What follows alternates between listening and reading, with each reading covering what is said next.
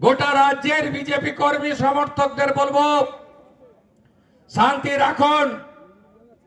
ভারতীয় জনতা পার্টিকে একবার মানুষ এনেছে, আমরা এমন ভালো কাজ করব 100 বছর বিজেপি থাকবে।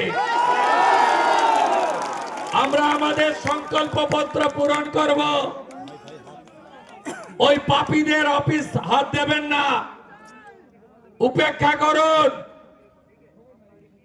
আমরা 39% ভোট লোকসভায় পেয়েছিলাম। এবারে আমার আবেদন, শান্তি বজায় রাখতে হবে।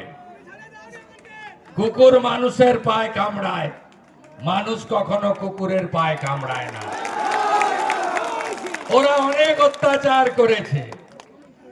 এই টাউন ক্লাবে আমি যখন এখানে 15ই আগস্ট আসতাম, আমি এখানে বজরংবলীর পুজোতে আসতাম আর ফিতে কাটতে আসতাম কালী পুজোতে।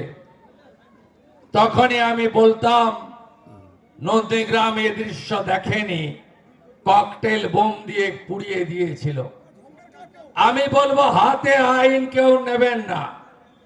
আগামী বিজেপি সরকার ভারতীয় ন্যায় সংহিতা অনুযায়ী, বিএনএস অনুযায়ী প্রত্যেকটা মামলাকে রিওপেন করবে এবং আমরা ব্যবস্থা নেব। দুটো মন্ত্র, একটা ধৈর্য আর একটা সহ্য। অনেক সহ্য করেছি।